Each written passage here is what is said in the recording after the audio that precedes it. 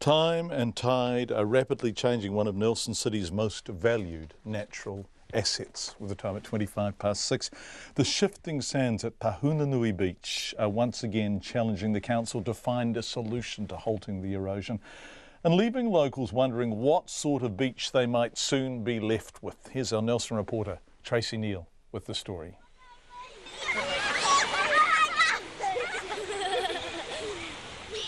The beach just minutes from central Nelson is worth millions of dollars in tourism revenue each year, according to the council. To those who enjoy an evening stroll, swim or paddle in the warm and gentle seas of Tahunanui Beach, the experience is priceless.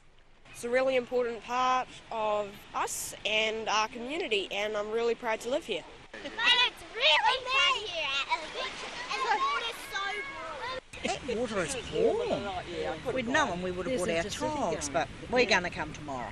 The reason I came back was sort of these sort of moments and evenings where you get to bring your own child back to enjoy this beach like you remember back in the day. So I think it's a nice beach and a safe beach. It's an asset, it is. Yeah, It's a really safe beach. Of course it is, yeah.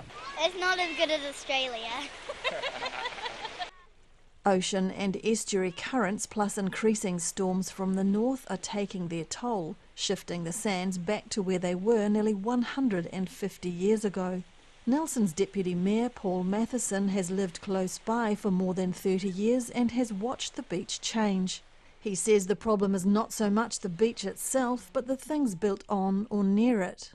For example, the motor camp is at a lower level than that beach, and if at any stage it breached, and there's always that possibility with this sort of turbine going round and around and round, if it breached, it would head towards the Tahunanui Beach Holiday Park. The Nelson Golf Club and airport right next door are also bounded by the sea that's nibbling away at their edges. Holiday Park manager Marcel Fex says there's been noticeable change in the 2 years he's been there. So we've seen quite a bit of change there, where there was a bit of a sand spit with some growth on it, and the sea's kind of changed things around, and that sand spit's now gone. So we're kind of backing straight onto the Tasman Bay now. Marcel Fex reckons a specially built rock wall built near the camp some time ago is doing a good job of slowing the erosion. And Paul Matheson says the council has included erosion control in a wider management plan for Tahunanui Beach and Reserve. And we've done a lot around of replanting all the dunes, but that very pointed part of the back beach, that corner, is a problem.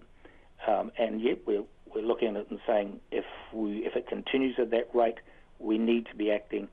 Nelson geologist Mike Johnston says mitigation is a delicate balance of making sure that fixing one problem doesn't create another. He says 2 large sand spits being pushed further out to sea past the beach could soon collapse. Doing any engineering works around the beach could precipitate the collapse of those 2 big spits which go well out almost opposite Aldershore Island. They're going to collapse sooner or later, which is going to shift a lot of sand. Another Nelson geologist, Murray McClintock, says any beach, reef or sand spit is a dynamic environment, but the biggest concern is whether things are changing faster than they were. One of the big overprints we're going to see in all coastal environments is the impact of sea level rise.